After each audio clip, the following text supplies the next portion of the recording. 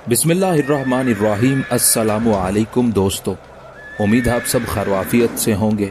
सुल्तान Salahuddin Ayyubi Fatmi खलीफा आजिद ने इंतहाई मजबूरी की हालत में असदुद्दीन शिरको को मिस्र की वजारत उज़्मा सौंपी थी ताकि वो अपने वजीर शावर और सलीबियों के इत्तेहाद से मिस्र की हुकूमत को महफूज रख सके। फिर जब सलाहुद्दीन ने शावर को कत्ल कर दिया और यरूशलेम की फौज वापस चली गई तो खलीफा आजिद ने अपने शाही हकीम बारीतोन से मिलकर असदुद्दीन शिरको का किस्सा इस तरह पाक कर दिया कि किसी को उसकी बदनीयती और साजिश पर कोई शक भी ना हो सका। खलीफा आजिद भी बातनियों के अकायद से ताल्लुक रखता था और हकीम बारीतोन तो हसन बिन सबाह का मोतकिद खास था। इसलिए बारीतोन ने असदुद्दीन शिरको पर एक ऐसी दवा आजमाई जिसने सुल्तान नूरुद्दीन महमूद जंगी के दस्ते रास्त की सांसों का रिश्ता तोड़ दिया। मिस्र में रहने वाली एक सहीउल अकीदा मुसलमानों की जमात का ये ख्याल भी था कि असदुद्दीन शिरको को बारबक ने अपने रूहानी कमालात के जरिए हलाक किया है। मिस्री अवाम बारबक को अपने वक्त का सबसे बड़ा सूफी समझते थे। ये एक 70 साला शख्स था, दराज कामत, सुर्खो सफेद लंबी सफेद दाढ़ी, लंबे सफेद बाल और लंबी सफेद अबा, हाथ में फैरोजे की तस्बीह। बारबक की खानकाह दरियाए नील के किनारे थी। उसके हुजरे की दीवारों का रंग भी सफेद था और फर्श पर सफेद चादरें बिछी हुई थी। आने वाला पहली ही नजर में बारबक की जाहिरी शख्सियत और उसकी खानकाह की फिजा से मुतासिर हो जाता था और बेसाख्ता पुकार उठता था, सूफी बारबक के यहाँ तो नूर ही नूर है। दरअसल बारबक एक इंतहाई खबीस और शैतान सिफत इंसान था। वो अपने अकायद के एतबार से हसन बिन सबाह का मुरीद खास था। अगरचे हसन बिन सबाह जैसे रांदाए दरगाह इंसान को मरे हुए एक जमाना हो चुका था, मगर उसकी मानवी शैतानी औलाद अभी जिंदा थी और मुख्तलिफ इस्लामी रियासतों में अपनी खुफिया शैतानी तहरीक जारी रखे हुए थी। हसन बिन सबाह का मुख्तसर तारुफ ये है कि वो खुरासान के शहर तूस में पैदा हुआ। वो बहुत ज़हीन और पढ़ा लिखा इंसान था। मशहूर रियाजीदान, फारसी शायर उमर खयाम और नामवर सियासतदान निजामुल मुल्क तूसी उसके हम जमात थे। हसन बिन सबाह के बाप दादा एक बदअकीदा और इस्लाम दुश्मन जमात से ताल्लुक रखते थे, इसलिए पैदाइशी तौर पर बगावत और सरकशी के जरासीम उसके खून में भी शामिल थे। फिर जब हसन बिन सबाह आला तालीम हासिल कर चुका तो अपनी फितरत की तरफ लौट गया और शैतान ने उसके दिलो दिमाग पर गिरफ्त मजबूत कर ली। फिर हसन बिन सबाह इस्लामी दुनिया में फितना और फसाद फैलाने के लिए निकल खड़ा हुआ। पहले उसने अपने मोहसिन निजामुल मुल्क तूसी को खबासत नफ्सी का निशाना बनाया। उस वक्त निजामुल मुल्क तूसी सल्जोकी बादशाह की हुकूमत में वजीर आजम के ओहदे पर फाइज था। हसन बिन सबाह ने निजामुल मुल्क तूसी को सुल्तान की नजरों में गिराने की कोशिश की मगर नाकाम रहा। आखिर सल्जोकी बादशाह ने हसन बिन सबाह को अपनी सल्तनत की हदूद से बाहर निकाल दिया। फिर वो बदबातिन और कीना परवर इंसान मिस्र पहुंचा। यहाँ उसने बातनियों के अलग फिरके की बुनियाद रखी। यहाँ उसने अपनी शैतानी ज़हानत से हजारों मुरीद बना लिए। हसन बिन सबाह अपनी कामयाबी की मंजिल के करीब था कि उसकी एक साजिश बेनकाब हो गई और वो रात की तारीकी में मिस्र से निकलकर इस्फहान पहुंच गया। फिर एक दिन उसने अपने हजारों मुरीदों के सामने ऐलान कर दिया कि अल्लाह की तरफ से उसे नबूवत अता की गई है और उस पर रोजाना वही नाजिल होती है। सादा दिल और कमजोर अकीदे के लोग हसन बिन सबाह के कदमों पर झुक गए और उस शैतान को अपना पैगंबर तस्लीम कर लिया।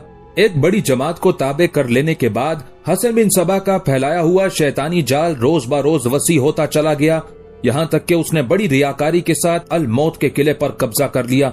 ये किला पहाड़ की चोटी पर वाक़ था और ऐसे पुरपेच रास्ते से घिरा हुआ था कि वहां उसका कोई दुश्मन आसानी के साथ नहीं पहुंच सकता था। महफूज तरीन जगह पर काबिज हो जाने के बाद हसन बिन सबाह ने आम लोगों को गुमराह करने के लिए जन्नत बनाई। वो हर कीमत पर सुल्तान मलिक शाह और अपने मोहसिन निजामुल मुल्क तूसी का खात्मा कर देना चाहता था ताकि ये दोनों भारी पत्थर रास्ते से हट जाएं और उसके शैतानी मंसूबे की तकमील में कोई रुकावट बाकी न रहे।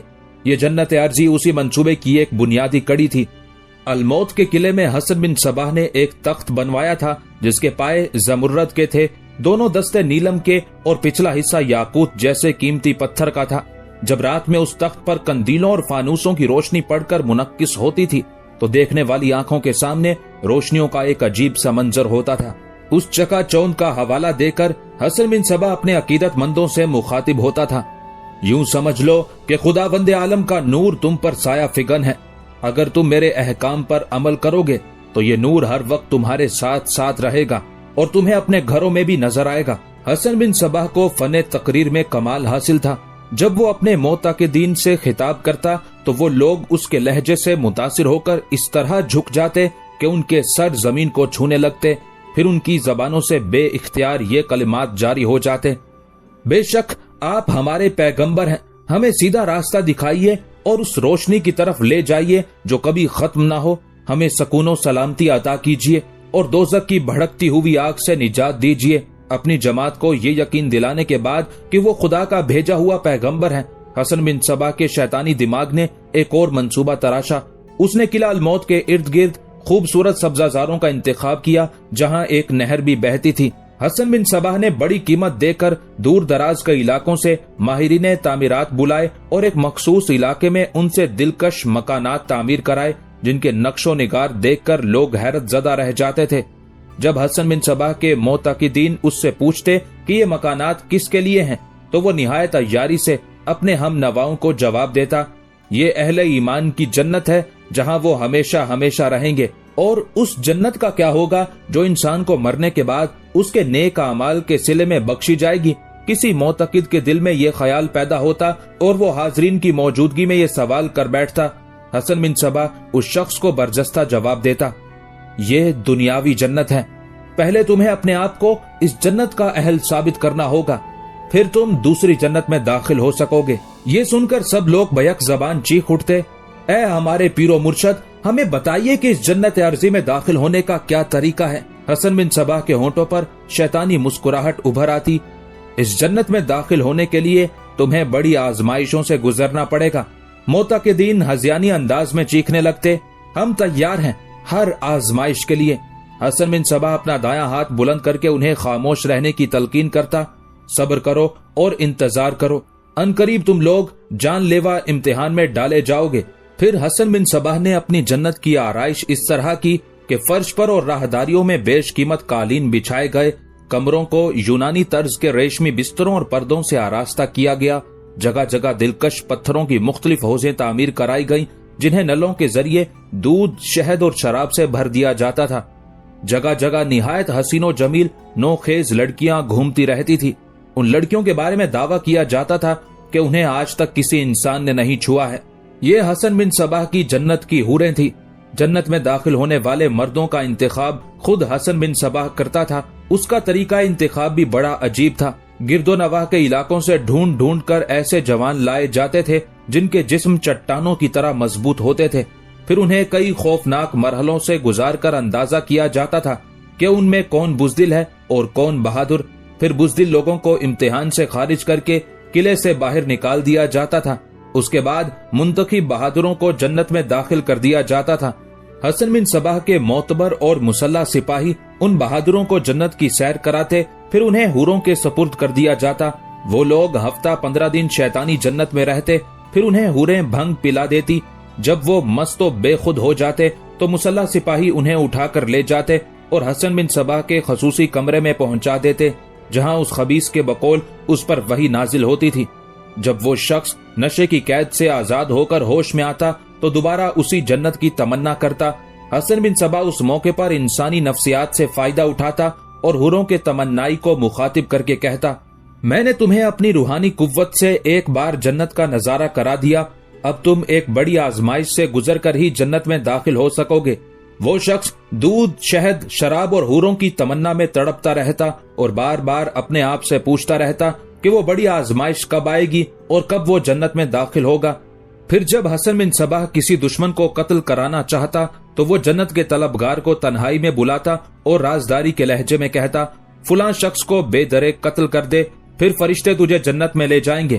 وہ شخص حوروں اور شراب کی تمنا میں حسن بن صبا کے حکم پر عمل پیرا ہوتا اور اپنی جان پر کھیل کر مطلوبہ فرد کو قتل کر دیتا، تنہا ہونے کی وجہ سے خود بھی مارا جاتا۔ پھر جب حسن بن صبا کو خبر دی جاتی کہ دشمن کے ساتھ وہ طلبگار جنت بھی مارا گیا تو وہ شیطان اپنی کامیابی پر مسکراتے ہوئے کہتا: میرا دشمن جہنم رسید ہوا اور میرا فدائی جنت اعلیٰ میں پہنچ گیا۔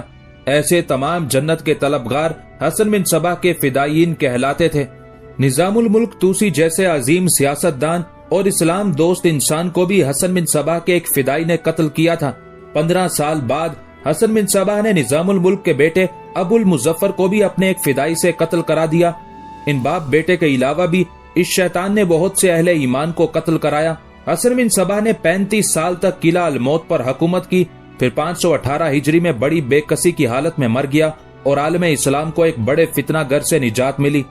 सलाहुद्दीन के जमाने में उस खबीस को दुनिया से गुजरे हुए 46 साल हो गए थे, मगर अब भी दुनिया के गोशे गोशे में उसके फिदायीन मौजूद थे। मिस्र का बारबक भी हसन बिन सबा का फिदाई था, जो पूरे मिस्र में सबसे ज्यादा खुदा रसीदा बुजुर्ग मशहूर था। खुद फातमी खलीफा आजिद भी बारबक की बहुत इज्जत करता था। अगर कभी वो बहरूपिया दरबार में आ जाता तो खलीफा उसके एहतराम में खड़ा हो जाता और उसे अपने बराबर की नशिस्त पर बिठाता। असदुद्दीन शीरको न सिर्फ एक सहीउल अकीदा मुसलमान था, बल्कि जांबाज सालार भी था। इसलिए बारबक हकीम बारितून और दूसरे सबाहियों के दिल में किसी कांटे की तरह खटक रहा था। बारबक ने एक दिन तन्हाई में फातमी खलीफा आजिद को समझाने की कोशिश की थी। असदुद्दीन शीरको सुल्तान नूरुद्दीन महमूद जंगी का दस्ते रास्त है और खलीफतुल मुस्लिमीन अच्छी तरह जानते हैं कि सुल्तान अपने अकायद में किस कदर कट्टर है। मैं समझता हूं कि आपने सोचे समझे बगैर एक जहर आलूद खंजर अपनी गर्दन के करीब रख लिया है, जो किसी वक्त भी शाहरग में उतर सकता है। खलीफा आजिद ने बड़ी राजदारी के साथ बारबक को जवाब देते हुए कहा था, मैं आपकी बेचैनी को समझता हूँ, मगर सियासी एतबार से असदुद्दीन शीरको इस वक्त हमारी जरूरत है। हालात पर काबू पाते ही असदुद्दीन शीरको को निकाल बाहर करूंगा। फिर जब वजारत उज़्मा का मनसब संभालने के 2 महीने बाद ही असदुद्दीन शीरको का इंतकाल हो गया तो मिस्र के बाज हलकों में शकूक व शुबहात का इजहार किया गया कि असदुद्दीन शीरको को बड़ी ज़हानत के साथ हटाया गया है, मगर इसका कोई सबूत न मिल सका। अगर शीरको की गैर तबई मौत पर जरा भी शक होता तो अब तक सुल्तान नूरुद्दीन महमूद जंगी मिस्र पर हमला कर चुके होते। एक रिवायत के मुताबिक असदुद्दीन शीरको ने फातमी खलीफा आजिद से दरख्वास्त की थी कि उसकी जगह सलाहुद्दीन को मिस्र का वजीर आजम नामजद कर दिया जाए। हरचंद के यूसुफ नौजवान है, मगर बेपनाह जंगी इंतजामी सलाहियतें रखता है। खलीफा आजिद ने शीरको से वादा कर लिया था कि वो उसकी ख्वाहिश का लिहाज रखेगा। बारबक और दूसरे बाअसर बातनी उमारा असदुद्दीन शीरको की मौत पर बेपनाह खुशी का इजहार कर रहे थे और बार बार खलीफा आजिद को मशवरे दे रहे थे कि इस बार वजारत उज़्मा के इंतखाब में किसी सियासी मसलहत से काम न लिया जाए। खुदावंद आलम ने बर वक्त हमारी मदद की है और हमें इस अचानक नाजिल हो जाने वाली मुसीबत से निजात बख्शी है। खलीफा आजिद ने बारबक और बातनी उमारा से वादा कर लिया था कि वो हर हाल में मुल्की मफादात का ख्याल रखेगा। असदुद्दीन शीरको के मरते ही मिस्री और शामी उमारा में इक्तदार हासिल करने के लिए शदीद कशमकश का आगाज हो चुका था। शामी उमारा में ऐनुद्दौला बारूकी, कुतुबुद्दीन यनाल, सैफुद्दीन अली बिन अहमद और सलाहुद्दीन का मामू शहाबुद्दीन महमूद हारमी पेश थे। दूसरी तरफ अबू जाफिर और अली नासरी मिस्र की वजारत उज़्मा का ख्वाब देख रहे थे। उन दोनों को यकीन था कि वो मकामी होने के सबब मिस्र के वजीर आजम मुंतखब हो जाएंगे। अबू जाफिर के मुकाबले में अली नासरी ज्यादा पुरउम्मीद था कि उसे दरपर्दा बारबक की हिमायत भी हासिल थी। खलीफा आजिद शदीद जहनी कशमकश में मुब्तला था कि वो वजारत उज़्मा के शहदाइयों में से किसका इंतखाब करे। अगर किसी शामी अमीर की तरफदारी करता है तो मिस्री उमारा की नाराजगी का खतरा था। आखिर एक होशमंद आलिम फकीह ज़ियाउद्दीन ईसा ने खलीफा आजिद को मशवरा देते हुए कहा, वजारत उज़्मा के तमाम मुद्दई बूढ़े हो चुके हैं, न उनके कमजोर बाजू मैदान जंग में तलवार का बोझ उठा सकते हैं और न उनके कमजोर दिमाग ज्यादा दूर की सोच सकते हैं। इन उमरा के बरक्स यूसुफ यानी सलाहुद्दीन जवान भी है और मर्दे मैदान भी। उसकी जंगी सलाहियत तो आप आजमा ही चुके हैं कि उसने शावर जैसे अय्यारों गद्दार को गिरफ्तार करके मक्तल तक पहुंचाया। मुझे उसके चेहरे से फहमो फरासत और ज़ब्तो तहम्मुल के आसार नजर आते हैं। बिलफर्ज कोई सियासी मसला उलझ गया तो फिर आपके तजर्बात और मुशाहिदात उसे हल कर सकते हैं। खलीफा आजिद को फकीह ज़ियाउद्दीन ईसा की तजवीज पसंद आई, मगर वो फिर भी रात भर सोचता रहा। दूसरी तरफ फकीह ज़ियाउद्दीन भी रात भर सलाहुद्दीन के हक में दुआ करते रहे, ऐ अल्लाह, इस नौजवान को गलबा अता कर और अहले ईमान की मदद फरमा। ये तेरी हिदायत और तौफीक के बगैर हम अपनी जगह से जुम्बिश भी नहीं कर सकते। सलाहुद्दीन से फकीह ज़ियाउद्दीन की रग़बत के 2 असबाब थे। एक ये कि वो आलम शबाब में बाकिरदार नौजवान था, दूसरे ये कि अब तक मिस्र की वजारत पर बातनियों का गलबा था। फकीह ज़ियाउद्दीन ने एक तवील अरसा निहायत अजियत और कर्ब में गुजारा था। आज उन्हें उम्मीद हो चली थी कि अगर खलीफा आजिद सलाहुद्दीन को वजीर आजम नामजद कर देता है तो बातनियों पर काबू पाना आसान हो जाएगा। اور सरजमीन मिस्र को गुमराहों की उस जमात से निजात मिल जाएगी। फिर जब दूसरे दिन खलीफा आजिद ने सलाहुद्दीन की वजारत उज़्मा का फरमान जारी किया तो हाज़रीन दरबार पर सख्ता सा तारी हो गया। मिस्री उमारा और अबू जाफिर और अली नासरी नागवार चेहरों के साथ दरबार से उठकर चले गए। शामी उमारा कुतुबुद्दीन यनाल, सैफुद्दीन अली बिन अहमद और यूसुफ का मामू शहाबुद्दीन महमूद हारमी खामोश बैठे रहे, मगर चौथा शामी अमीर ऐनुद्दौला बारूकी न सिर्फ दरबार से उठ गया बल्कि मिस्र छोड़कर सीधा दमिश्क चला आया। फिर जब अमीर ऐनुद्दौला सुल्तान नूरुद्दीन महमूद जंगी की खिदमत में हाजिर हुआ तो सुल्तान आदिल ने इंतहाई बरहम लहजे में कहा, तुमने सलाहुद्दीन को तन्हा छोड़ दिया। तुम्हें लाजिम था कि मिस्र में रहकर उसके हाथ मजबूत करते, वो मेरा नुमाइंदा है। अमीर ऐनुद्दौला सर झुकाए सुल्तान नूरुद्दीन महमूद जंगी की गजबनाक गुफ्तगू सुनता रहा। वो सुल्तान आदिल को अपने दिल का हाल किस तरह बताता कि उससे एक नौजवान की ये तरक्की बर्दाश्त नहीं हो रही है। खलीफा आजिद ने सलाहुद्दीन को तोहफे में एक शमशीर जवाहिरदार पेश की जिसकी कीमत 5000 दिनार थी। दीगर तहाइफ में 10,000 दिनार का एक नायाब हार और जर्द रंग का एक इंतहाई तेज रफ्तार घोड़ा, सोने के तारों से बना हुआ एक जुब्बा और अमामा शामिल था। फिर जब ये खबर हल्ब पहुंची तो शारिया की खुशी का कोई ठिकाना नहीं रहा था। उसने तवील सजदाए शुक्र अदा किया, फिर दुआ के लिए अपने हाथ बारगाहे इलाही में दराज कर दिए।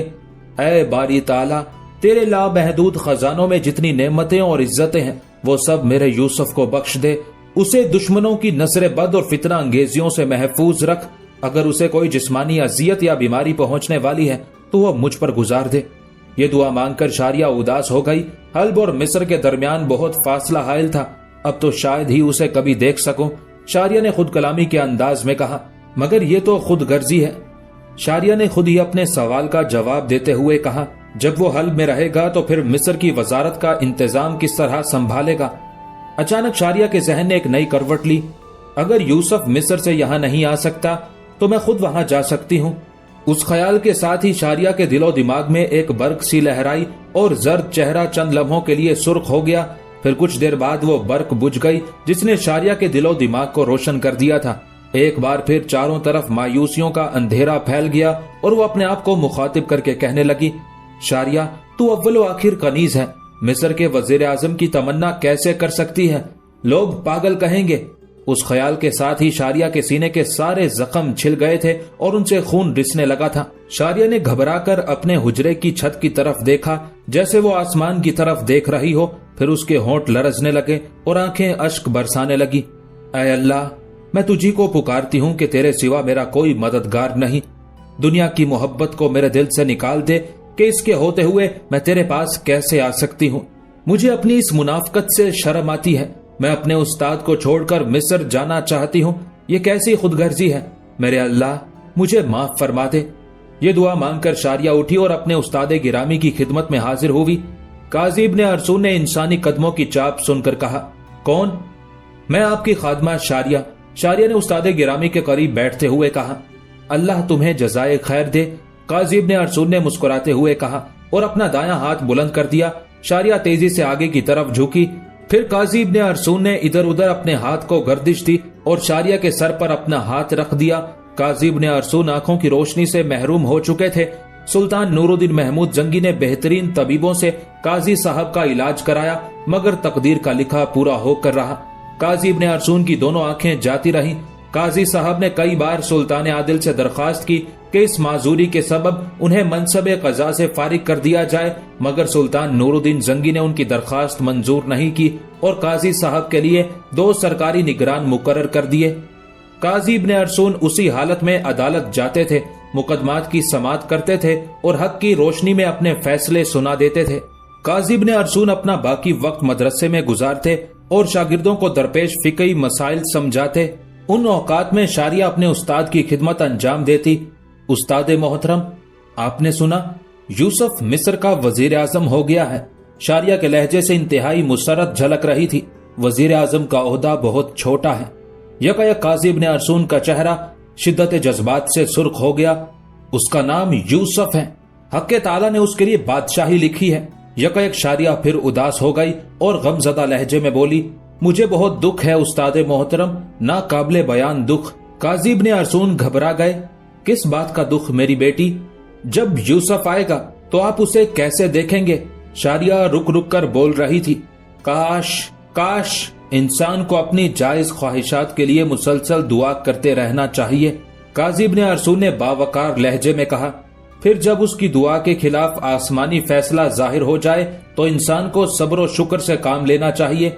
मशीयत इलाही यही थी कि मैं आंखों से महरूम हो जाऊं। मैं अंधा कहाँ हूँ, मेरी रोशनी तो यूसुफ है, तुम हो, सैकड़ों शागिर्द हैं। किसी के खदोखाल आंखों में नहीं दिल में नक्श होते हैं। हकीकी रोशनी तो दिल की रोशनी है। जब यूसुफ आएगा तो मैं उसे पहचान लूंगा। उस्ताद गिरामी की बात सुनकर शारिया को यूं महसूस हुआ जैसे वो किसी गहरे गार में गिरने वाली थी और अचानक नादीदा हाथों ने उसे थाम लिया हो। सलाहुद्दीन के इंतखाब पर मिस्री उमारा ने अपने शदीद रद्द अमल का इजहार किया था। अबू जाफिर और अली नासरी तन्हाई में खलीफा आजिद से मिले और अपनी जान निसारियों के किस्से सुनाते हुए बोले, अमीरुल मोमिनीन, क्या हमने इस दिन के लिए सरजमीन मिस्र को अपना खून पिलाया था कि जब फसल तैयार हो जाए तो उसे हमारा बदतरीन दुश्मन काट कर ले जाए? खलीफा आजिद ने चौंक कर अपने दोनों उमरा की तरफ देखा। वो अबू जाफिर और अली नासरी की बात समझने से कासिर था। क्या तुम निशानदही कर सकते हो कि हमारा बदतरीन दुश्मन कौन है? अबू जाफिर ने इंतहाई मक्कारी का मुजाहिरा किया। चंद लम्हों तक इधर उधर देखता रहा, फिर आगे की तरफ झुककर सरगोशी के अंदाज में कहने लगा, यूसुफ, जिसे आपने मिस्र का वजीर आजम नामजद किया है और जिसकी पुश्त पर सुल्तान नूरुद्दीन जंगी का हाथ है। बड़ी अजीब बात है कि आपने अपना पूरा घर एक जासूस के हवाले कर दिया है। खलीफा आजिद ने अपने दोनों उमरा की बात बहुत गौर से सुनी, फिर बहुत नरम और सियासी लहजे में उन्हें समझाया। ये एक आर्जी इंतजाम है। चूंकि यूसुफ ने मिस्र की आवाम को शावर जैसे जालिम और सफाक इंसान से निजात दिलाई है, इसलिए लोगों के दिलों पर उसकी शख्सियत के खुशगवार असरात मौजूद हैं। अगर ऐसे मौके पर यूसुफ को हटाया गया तो मिस्र की रियाया को गिरा गुजरेगा। कुछ दिन गुजर जाने दो, जब लोगों के जज्बात ठंडे हो जाएंगे तो सुल्तान नूरुद्दीन जंगी का जासूस भी। खलीफा आजिद ने कसदन अपनी बात अधूरी छोड़कर अबू जाफिर और अली नासरी को बहलाने की कोशिश की। उन दोनों इक्तदार के भूखों ने खलीफा आजिद के अधूरे जुमले का यही मतलब लिया कि उनकी चाल कामयाब हो गई है और सलाहुद्दीन का किस्सा पाक हो जाएगा। ये सोचते हुए अबू जाफिर और अली नासरी खलीफा की खलवत गाह से उठकर चले गए। दूसरे दिन मिस्र का रूहानी पेशवा बारबक खलीफा आजिद से तन्हाई में मिला। उसके रोबो जलाल का ये आलम था कि खलीफा अपनी नशिस्त से खड़ा हो गया और उसने आगे बढ़कर बारबक के हाथों को बोसा दिया। बारबक ने इंतहाई रियाकारी का मुजाहिरा करते हुए खलीफा आजिद के सर पर हाथ रख दिया। अमीरुल मोमिनीन की उम्र दराज हो और इक्तदार आलिया नस्ल दर नस्ल मुंतकिल होता रहे। खलीफा आजिद ने बारबक का शुक्रिया अदा किया, फिर दोनों बैठ गए। आपने कैसे जहमत की?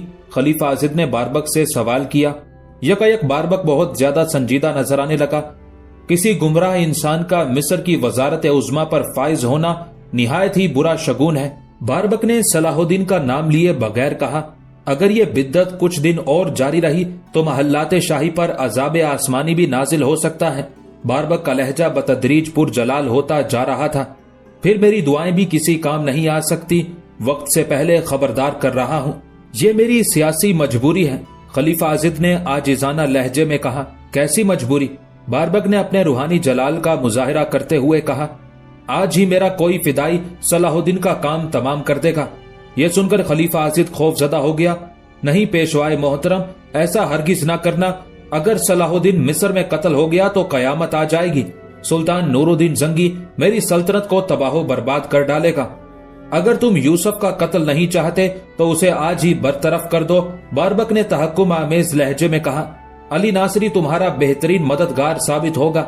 खलीफा आजिद बारबक के बिगड़े हुए तेवर देखकर सहम सा गया। बस कुछ दिन इंतजार कर ले, वो नौजवान है। जोश जवानी और वजारत उज़्मा के नशे में उससे यकीनन कोई गलती सरजद होगी और बस वही उसका आखिरी दिन होगा। जल्दी करो, तुम्हारे पास ज्यादा मोहलत नहीं है। यह कहता हुआ बारबक खड़ा हो गया। अगर यूसुफ से कोई गलती सरजद ना हो तब भी तुम उसके काम में ऐब तलाश करके उसे मिस्र से रुखसत कर दो। खलीफा आजिद ने आगे बढ़कर बारबक को रुखसती बोसा दिया और बड़े फर्मा बरदाराना लहजे में कहा, ऐसा ही होगा मोहतरम। जब बारबक खलीफा की खलवतगाह से निकलकर चला गया तो आजिद ने खुद कलामी के अंदाज में कहा, पहले मैं तुम लोगों का इंतजाम करूंगा, फिर यूसुफ की बारी आएगी। ये कहते कहते खलीफा आजिद का चेहरा गुस्से से सुर्ख हो गया था। खलीफा आजिद खुद भी बातनियों के एक फिरके से ताल्लुक रखता था और उसके दिल में भी दूसरे बातनियों की तरह अहले ईमान के लिए शदीद नफरत के जज्बात मौजूद थे, मगर हालात ने उसे एक इंतहाई नाजुक मोड़ पर पहुंचा दिया था। एक तरफ यरूशलेम के ईसाई उसकी हुकूमत को हरीसाना नजरों से देख रहे थे और दूसरी तरफ अबू जाफिर और अली नासरी मिस्र पर कब्जा करने की सोच रहे थे। अलगरज खलीफा आजिद के इक़्तिदार और जिंदगी को शदीद खतरा लाहक हो गया था और फौज कई हिस्सों में तकसीम हो गई थी। हर अमीर का एक अलग फौजी दस्ता था। सिर्फ सलाहुद्दीन एक ऐसा शख्स था जिसकी अपनी फौज नहीं थी। यही सोचकर खलीफा आजिद ने उसे वजीर आजम बनाया था कि वो बगावत भी ना कर सकेगा और उसकी मर्जी के मुताबिक काम करता रहेगा। फिर जब वो अंदरूनी दुश्मनों पर काबू पालेगा तो सलाहुद्दीन को भी बरतरफ कर देगा। यही वो खुफिया मंसूबाबंदी थी जिसे खलीफा आजिद ने अपने करीबी मुशीरों पर भी जाहिर नहीं किया था। पूरा मिस्र अंदरूनी साजिशों का मरकज बना हुआ था। उसी नाजुक फिजा में फकीह जियाउद्दीन ईसा कसरे वजारत पहुंचकर सलाहुद्दीन से मिले। यूसुफ इस राज से बाखबर था कि फकीह जियाउद्दीन ईसा ही ने अपनी दानिशमंदी से उसकी वजारत उज़्मा के लिए राह हमवार की थी, इसलिए वो उस नामवर आलिम की दिल से बहुत कदर करता था। फिर जब सलाहुद्दीन को जियाउद्दीन ईसा की आमद की खबर दी गई तो वो उनके इस्तकबाल के लिए कसरे वजारत के दरवाजे तक आया और बड़ी अकीदत और एहतराम का मुजाहिरा किया। फिर फकीह जियाउद्दीन ईसा ने मुकम्मल तन्हाई में सलाहुद्दीन से कहा, नौजवान, मैंने तुम्हारी हिमायत इसलिए की थी कि मुझे तुम्हारे रोशन चेहरे पर मोमिनाना फिरासत के आसार नजर आते हैं।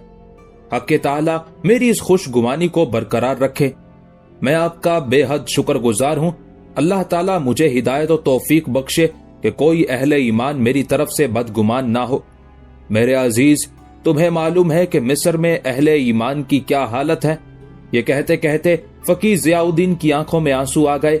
यहाँ जो हक के नाम लेवा हैं उन पर अरसाए हयात तंग कर दिया गया है। वो अपने घरों में मुंह छुपाए पड़े हैं और गुमराहों की मुख्तलिफ जमातें मजहब की कबा पहनकर दीन हनीफ पर बरसों से मश्क सितम कर रही हैं।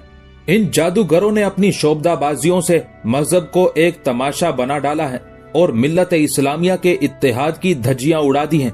जमाने गुजर गए कि यहाँ की फिजाओं में शदीद हब्स का आलम है। अहले ईमान का दम घुटा जाता है, मगर ना कोई ठंडी हवा का झोंका आता है और ना बारिश होती है। इससे पहले कि तमाम कलमा गो प्यासे मर जाएं, तुम मुनाफकत के इस सहरा पर अब्रे करम बनकर बरस जाओ, वरना अल्लाह बेनियाज है, वो तुम्हारी जगह किसी और को ले आएगा। फकीह जियाउद्दीन के बहते हुए आंसुओं और पुरदर्द लहजे ने सलाहुद्दीन को भी रुला दिया। फिर फकीह जियाउद्दीन ईसा जाने के लिए खड़े हो गए। रुखसत होते वक्त मिस्र के मशहूर आलिम ने यूसुफ को गले लगा लिया और उसके माथे को बोसा देते हुए कहा, यहाँ अपने दिल का राज किसी से ना कहना और गिरदो पेश पर गहरी नजर रखना। अल्लाह तुम्हारा हामी और नासिर हो। नासिर के लफ्ज पर सलाहुद्दीन चौंक उठा। खलीफा आजिद ने उसे वजारत उज़्मा का मनसब देते हुए अल मलिकुल नासिर का खिताब भी दिया था। फकीह जियाउद्दीन ईसा के जाने के बाद सलाहुद्दीन की जबान पर बेख्तियार ये कलिमात जारी हो गए, ऐ अल्लाह, मैं तेरी बख्शी हुई नुसरत पर यकीन रखता हूँ। तो मुझे अपने गमजदा बंदों की खिदमत का मौका अता फरमा और मुझे इस अजनबी दियार में बेयारो मददगार ना छोड़ कि हम आजिज बंदों का तेरे सिवा कोई सहारा नहीं। दूसरे दिन सलाहुद्दीन आलम इस्लाम के माया नाज फकीह और मुहद्दिस हजरत इमाम शाफी रहमतुल्लाह अलैह के मज़ार मुबारक पर हाजिर हुआ। हजरत इमाम शाफी रहमतुल्लाह अलैह का रोज़ा मुबारक काहिरा में है। कुछ दिन पहले सलाहुद्दीन ने उसी इलाके से शावर जैसे गद्दार मिल्लत को गिरफ्तार करके उसे इबरतनाक अंजाम तक पहुंचाया था। यूसुफ बहुत देर तक हजरत इमाम शाफी रहमतुल्लाह अलैह के लिए इसाले सवाब करता रहा। फिर उसने यूं दुआ मांगी, ऐ अल्लाह, मैं तुझसे तेरे बेपनाह फजलो करम का सवाल करता हूँ।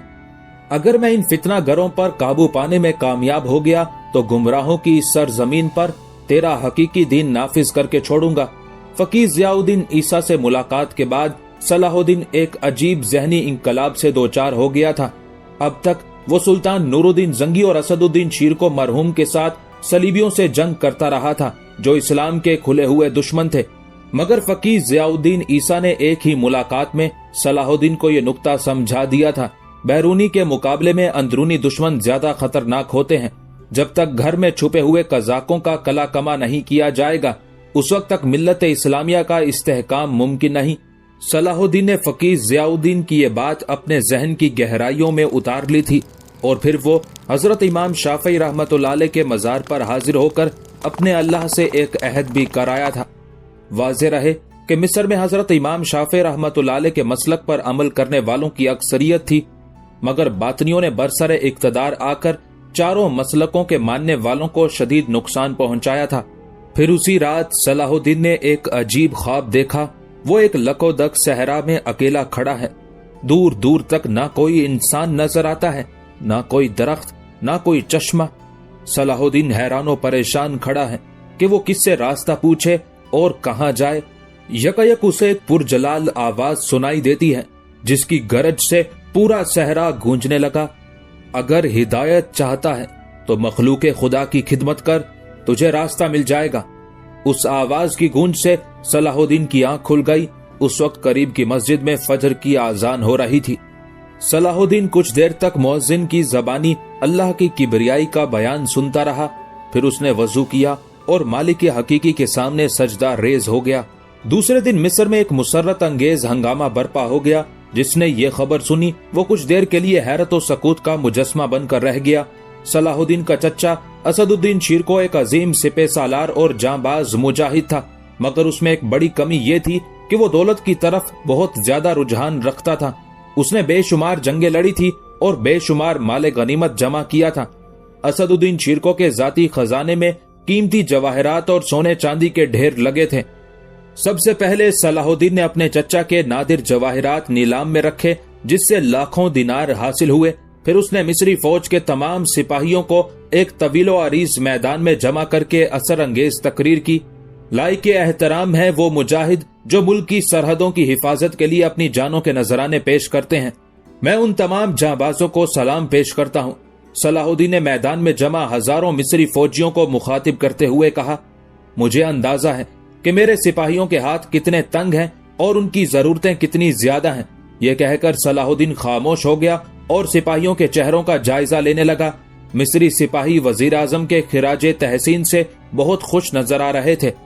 फिर सलाहुद्दीन ने एक अजीब ऐलान किया जिसे सुनकर मिस्री फौजियों को अपनी समातों पर शक होने लगा। मैं जांबाज सिपाहियों की कुर्बानियों का सिला देने के लिए अपने घर से इब्तदा करता हूँ। मेरे चच्चा ने जिस कदर खजाना जमा किया था आज उसे फौजियों में तकसीम किया जा रहा है। मिस्र के बाकी उमारा भी आगे बढ़ें और शहीद हो जाने वाले सिपाहियों के घर वालों की किफालत करें। उसके साथ ही सलाहुद्दीन ने मिस्र के खजाने से भी एक बड़ी रकम निकालकर फौजियों में तकसीम कर दी और मजबूत आसाब रखने वाले नौजवानों को फौज में शामिल होने की दावत देते हुए कहा, हमारे सबसे बड़े दुश्मन सलीबी हैं। अगर असदुद्दीन शिरको अपनी जान पर खेलकर ईसाइयों का मुकाबला ना करते तो अब तक मिस्र पर शाह यरूशलेम का कब्जा हो चुका होता। फिर तुम्हारे मर्द कत्ल किए जा चुके होते या जिंदान में कैदियों की जिंदगी गुजार रहे होते, बूढ़े शाहराओं और गलियों में पड़े सिसक रहे होते और तुम्हारी इफ्फत माप खवातीन सलीबियों की कनीजें बनाई जा चुकी होती। अगर तुम इज्जत और आबरू की जिंदगी चाहते हो तो सिपाही बनकर वतन के साथ अपने घरों की भी हिफाजत करो। सलाहुद्दीन की उस जज्बाती तकरीर ने पूरे मिस्र में आग लगा दी थी। खलीफा आजिद की सारी बाकायदा फौज यूसुफ की हमनवा हो गई। उसके साथ ही हजारों जवान फौज में भर्ती होने लगे। उन नौजवानों का ताल्लुक हजरत इमाम अबू हनीफा रहमतुल्लाह अलैह, हजरत इमाम मालिक, हजरत इमाम शाफी और हजरत इमाम अहमद बिन हंबल रहमतुल्लाह अलैह के मसलक से था, जिन्हें बातनियों ने एक तवील अरसे से दबा रखा था। आज सलाहुद्दीन ने उन्हें नया हौसला बख्शा था, इसलिए वो अपने घरों से निकलकर फौजी तरबियत गाह में दाखिल हो गए। इंतहाई मुख्तसर अरसे में सलाहुद्दीन के गिर्द जान निसारों की एक बड़ी तादाद जमा हो गई। खलीफा आजिद ने बड़ी हैरत और अजियत के साथ उस इंकलाब को देखा। वो सलाहुद्दीन को माजूल करना चाहता था, मगर वक्त की रफ्तार उसकी चालों से कहीं तेज थी और बाजी उसके हाथ से निकल चुकी थी। खलीफा आजिद के साथ बारबक भी बहुत परेशान नजर आ रहा था। उसकी मुनाफिकाना रूहानियत की बुनियादें भी कांप रही थी। बारबक को अंदाजा नहीं था कि 20-22 साल का ये नौजवान इस कदर मजहबी और ज़हीन साबित होगा। आखिर उसने मिस्री उमारा अबू जाफिर और अली नासरी के साथ मिलकर सलाहुद्दीन के कत्ल का मंसूबा तैयार किया। अबू जाफिर और अली नासरी बड़ी हैरत से बारबक का मुंह देख रहे थे। पेशवाए आजम, यूसुफ का कत्ल इतना आसान नहीं है। ابو جعفر کی آواز لڑکھڑا رہی تھی اور الفاظ اس کی زبان سے ٹوٹ کر ادا ہو رہے تھے۔ اگر تم سے یوسف قتل نہ ہو سکا تو پھر تم دونوں اپنی اپنی موت کے لیے تیار رہو، باربک نے انتہائی پرجلال لہجے میں کہا۔ کل رات میں نے اپنے پیر و مرشد کو خواب میں دیکھا، وہ میری طرف پشت کیے کھڑے تھے۔ میں بار بار عرض کر رہا تھا مگر پیر و مرشد میری طرف نہیں دیکھ رہے تھے۔ پھر جب میں نے ان کے سامنے جانے کی کوشش کی تو انہوں نے میری طرف پشت کر لی۔ یہ عمل کئی بار دہرایا گیا مگر ہر بار پیر و مرشد نے میری طرف سے منہ پھیر لیا۔ اب مجھ سے ان کی یہ بے رخی برداشت نہ ہو سکی۔ میں گھبرا کر پیر و مرشد کے قدموں سے لپٹ گیا اور رو رو کر عرض کرنے لگا، اے میرے پیر و مرشد، آخر مجھ سے ایسی کون سی غلطی ہوئی ہے کہ آپ نہ میری طرف دیکھنے کے روادار ہیں اور نہ میری التجا سنتے ہیں۔ بہت دیر بعد پیر و مرشد نے میری طرف قہرناک نظروں سے دیکھا اور انتہائی نفرت آمیز لہجے میں فرمایا، تم گنہگار لوگ جانتے ہو کہ میں کس عذاب سے گزر رہا ہوں۔ اگرچہ خداوند نے مجھے جنت عطا کی ہے لیکن میرے جسم و جان دوزخ کی آگ میں جل رہے ہیں۔ میں نے گریہ وزاری کرتے ہوئے پیر و مرشد سے اس کی وجہ پوچھی تو جواب میں فرمایا، تم نے میری ساری روحانیت اور ریاضت برباد کر کے رکھ دی۔ وہ گمراہ یوسف مصر میں داخل کیسے ہوا؟ جتنی جلدی ممکن ہو اسے یہاں سے نکال دو ورنہ میری روح پر یہ عذاب مسلسل نازل ہوتا رہے گا۔ اس سلسلے میں میرا کوئی بھی پیروکار اگر کوتاہی یا غفلت شیاری سے کام لے گا اس کے لیے دنیا و آخرت دونوں میں ہلاکت اور رسوائی ہے۔ اس کے بعد میری آنکھ کھل گئی۔ باربک نے اپنا خواب بیان کرتے ہوئے کہا، وہ شیطان حسن بن صبا کا ماننے والا تھا، اس لیے اسے پیر و مرشد کے نام سے یاد کرتا تھا۔ باربک اس راز سے باخبر تھا کہ حسن بن صبا ایک بار مصر بھی آیا تھا مگر اس کی ریشہ دوانیاں دیکھ کر اس دور کے خلیفہ نے اسے مصر سے نکال دیا تھا۔ ماضی کے اسے پس منظر میں باربک نے یہ جھوٹا خواب تراشا تھا تاکہ ابو جعفر اور علی ناصری گھبرا کر صلاح الدین پر حملہ کر دیں اور سلطان نور الدین محمود جنگی کے نائب کا قصہ تمام ہو جائے۔ باربک کو اندیشہ تھا کہ کہیں صلاح الدین اس کے خانقاہی نظام سے واقف نہ ہو جائے اور پھر جوش انتقام میں اس کی بنیادیں نہ کھدوا دے، اس لیے وہ بار بار ابو جعفر اور علی ناصری کو صلاح الدین کے قتل پر اکسا رہا تھا۔ آخر بہت دیر تک طویل بحث و مباحثے کے بعد طے کیا گیا کہ جس روز صلاح الدین سیر و شکار کے لیے جنگل کی طرف جائے، فدائیوں کا ایک مسلح گروہ چھپ کر کسی کمینگاہ میں بیٹھ جائے، پھر موقع ملتے ہی اس پر جان لیوا وار کر دے۔ باربک، ابو جعفر اور علی ناصری نے بہت غور و فکر کے بعد صلاح الدین کی کمزوری سے فائدہ اٹھاتے ہوئے یہ خوفناک منصوبہ بنایا تھا۔ وہ تینوں اچھی طرح جانتے تھے کہ صلاح الدین شکار کا بہت شوقین تھا۔ جب وہ خلیفہ آزد کی دعوت پر شاور کا زور توڑنے کے لیے اپنے چچا اسد الدین شیرکو کے ساتھ مصر آیا تھا تو فارغ اوقات میں بہت جوش و خروش کے ساتھ شکار کھیلتا تھا۔ کئی دن تک تاریک جنگل میں خیمہ لگاتا اور انتہائی پرخطر راستوں پر اپنا شکار تلاش کرتا۔ صلاح الدین کے اس شوق کو دیکھ کر باربک، ابو جعفر اور علی ناصری نے اندازہ کر لیا تھا کہ وہ کسی تاریک جنگل میں بڑی آسانی کے ساتھ ان کا شکار ہو جائے گا۔ اپنے اسی منصوبے کے تحت ابو جعفر اور علی ناصری نے 15 ایسے فدائین کو تلاش کر لیا جو شمشیر زنی اور تیر اندازی میں ماہر تھے۔ پھر ان دونوں مصری امیروں نے گداگروں کے بھیس میں اپنے 2 جاسوس چھوڑ دیے جو دن کے وقت قصر وزارت کے قریب کاسہ گدائی لیے گھومتے رہتے تھے اور ادھر آنے جانے والوں کے سامنے دستے سوال دراز کرتے تھے۔ یہ جاسوس اس لیے مقرر کیے گئے تھے اگر صلاح الدین شکار کے لیے قصر وزارت سے نکلے تو فوری طور پر ابو جعفر اور علی ناصری کو اطلاع دی جائے۔ دونوں جاسوس بڑی مستعدی اور پابندی سے اپنے کام میں مصروف تھے۔ ان کا خیال تھا کہ وہ بہت جلد اپنے مقصد میں کامیاب ہو جائیں گے، مگر ان دونوں کو یہ نہیں معلوم تھا کہ وزارت عظمیٰ کا منصب سنبھالنے کے بعد صلاح الدین نے شکار کا شوق بالکل ترک کر دیا تھا۔ کبھی کوئی دوست گزشتہ باتیں یاد دلاتا تو صلاح الدین بہت سنجیدہ لہجے میں کہتا، یہ ساری بچپن کی عادتیں تھی، اب میں بوڑھا ہو گیا ہوں۔ دوست بے تکلفانہ انداز میں کہتا، ابھی تو تمہاری جوانی بھی شروع نہیں ہوئی ہے اور تم ضعیفی کی باتیں کر رہے ہو۔ اس وقت صلاح الدین کی عمر 20 اور 22 سال کے درمیان تھی۔ تمہیں کیا معلوم کہ مجھ پر بندگان خدا کی کتنی ذمہ داریاں ہیں۔ صلاح الدین کے لہجے کی سنجیدگی کچھ اور نمایاں ہو جاتی۔ اس بوجھ کو اٹھاتے اٹھاتے میرے کاندھے شل ہوئے جاتے ہیں اور کمر ٹوٹی جاتی ہے۔ ہر وقت ڈرتا رہتا ہوں کہ کہیں کسی کی حق تلفی نہ ہو جائے اور میں اس کے عذاب میں پکڑ لیا جاؤں۔ खलीफा आजिद एक रंगीन मिजाज इंसान था। वो शराब भी पीता था और रक्सो सरूर की महफिलें भी सजाता था, जिनमें मिस्र के उमारा और दीगर मुअज़्ज़ज़ीन बड़े ज़ौक़ व शौक से शरीक होते थे। खलीफा आजिद ने कई बार सलाहुद्दीन को बज़्म कैफ़ो निशात में शरीक होने की दावत दी थी, मगर सलाहुद्दीन ने बड़ी ज़िहानत के साथ ये कहते हुए माजरत कर ली थी, खलीफाए मोहतरम, ये मेरा मिजाज भी नहीं और फिर मेरे फराइज मुझे इस तफरीह की इजाजत भी नहीं देते। सलाहुद्दीन का इनकार सुनकर खलीफा आजिद दिल ही दिल में पेचोताब खाता रहता, मगर जबान से कुछ नहीं कहता था। दरअसल ये खलीफा की एक इंतहाई खतरनाक चाल थी। वो सलाहुद्दीन को शराब का आदी बनाना चाहता था ताकि ये सालेह नौजवान जल्द अज जल्द तबाह हो जाए।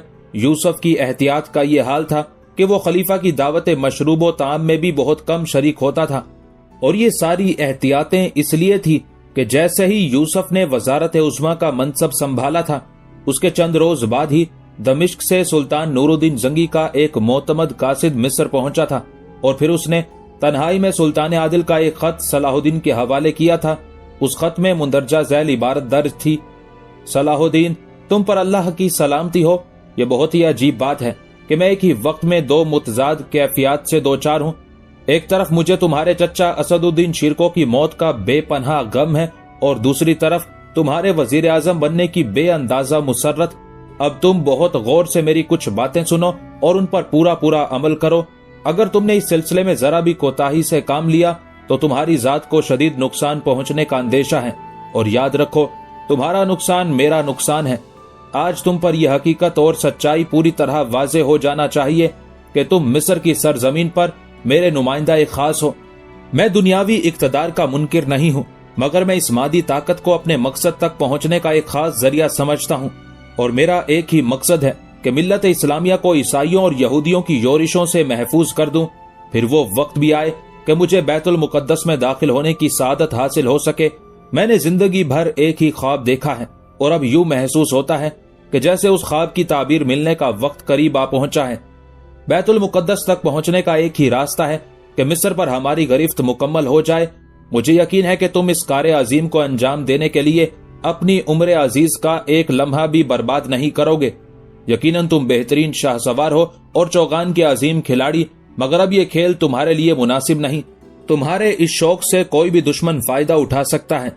खलीफा आजिद और दीगर मिस्री वुज़रा को कभी अपना दोस्त न समझना कि इन लोगों ने तुम्हें बड़े जबर के आलम में कबूल किया है। आम तमाशों और तफरीहों में कभी शिरकत न करना, और आखिरी हिदायत यह है कि अपने मुहाफिज दस्ते में शामिल किए जाने वाले अफराद की खूब छानबीन कर लेना। कहीं बद अकीदा लोग नकाबे पहनकर करीब न आ जाएं। अल्लाह तुम्हारा निगहबान हो कि अहले ईमान के लिए बस उसका सहारा काफी है। सुल्तान नूरुद्दीन महमूद जंगी का खत पढ़कर सलाहुद्दीन की आंखों में आंसू आ गए। सुल्तान आदिल की उन हिदायत के बाद सलाहुद्दीन ने अपने गिर्द मिस्र के उन सहीउल अकीदा नौजवानों को जमा कर लिया था जो एक तवील अरसे तक बातनियों के जबरो तशद्दुद का शिकार रहे थे। उन नौजवानों ने बड़ी तेजी के साथ फौजी तरबियत हासिल की थी और हर वक्त साए की तरह सलाहुद्दीन के साथ रहते थे। बारबक, अबू जाफिर और अली नासरी के जासूस फकीरों के भेस में कई हफ्तों तक कसरे वजारत के चक्कर लगाते रहे, मगर सलाहुद्दीन एक दिन भी शिकार के इरादे से बाहर नहीं निकला। वो जब भी बाहर आया तो अपने फौजी दस्ते के साथ किसी इलाके का दौरा करने के लिए। बिलाखिर बारबक का ये मंसूबा नाकाम हो गया। मिस्र के इंतजामी अमूर पर सलाहुद्दीन की गिरफ्त मजबूत होती जा रही थी। उसके साथ ही खलीफा आजिद की परेशानियों में भी इजाफा होता जा रहा था, और उन परेशानियों का बुनियादी सबब सलाहुद्दीन के हैरतनाक इकदामात थे। एक दिन सलाहुद्दीन ने कसरे खिलाफत पर मुतय्यन फौजी दस्ते को तब्दील कर दिया। ये खलीफा आजिद के पुराने नमक खार सिपाही थे जो हर वक्त उसकी हिफाजत के लिए महल में मौजूद रहते थे। मिस्र के हुक्मरान ने सलाहुद्दीन के उस इकदाम पर सख्त बरहमी का इजहार किया और उसे तन्हाई में तलब करके गजबनाक लहजे में कहा, तुम्हें यह हक किसने दिया कि तुम मेरे जाती हिफाजती दस्ते को तब्दील कर दो? मैं ये सब कुछ आप ही के हुक्म से कर रहा हूँ। सलाहुद्दीन ने खलीफा की बरहमी को नजरअंदाज करते हुए इंतहाई पुरसकून लहजे में कहा, तुम झूठ बोलते हो। खलीफा आजिद के चेहरे पर शदीद नागवारी का रंग उभर आया था और उसकी आवाज हद से ज्यादा ऊंची हो गई थी। मोहतरम चचा असदुद्दीन शिरको की वफात के बाद मेरे और आपके दरमियान एक मुआहिदा हुआ था। सलाहुद्दीन ने एक एक लफ्ज पर जोर देते हुए बावकार लहजे में कहा, और वो मुआहिदा ये था کہ میں اقتدار کے ساتھ آپ کی جان کی حفاظت بھی کروں گا۔ میں اسی معاہدے کے تحت اپنا فرض انجام دے رہا ہوں۔ یہ کیسی فرض کی بجا آوری ہے کہ تم میرے معتبر محافظوں کو مجھ سے دور کر رہے ہو۔ خلیفہ عازد کا لہجہ بدستور غضبناک تھا۔ جن محافظوں کو آپ اپنا وفادار سمجھ رہے ہیں وہ دراصل غدار شاور کے آدمی ہیں، صلاح الدین نے پر یقین لہجے میں کہا۔ یہ سن کر چند لمحوں کے لیے خلیفہ عازد کا سارا غصہ کافور ہو گیا اور اس کے چہرے پر خوف و دہشت کی پرچھائیاں لرزنے لگی۔ پھر اس نے بڑی مشکل سے اپنے آپ پر قابو پایا اور کسی قدر لرزتے ہوئے لہجے میں کہا، تم یہ دعویٰ کس طرح کر سکتے ہو؟ صلاح الدین نے فوراً ہی امیر عز الدین کو اس مخصوص کمرے میں طلب کر لیا جہاں یہ تلخ اور ناگوار گفتگو ہو رہی تھی۔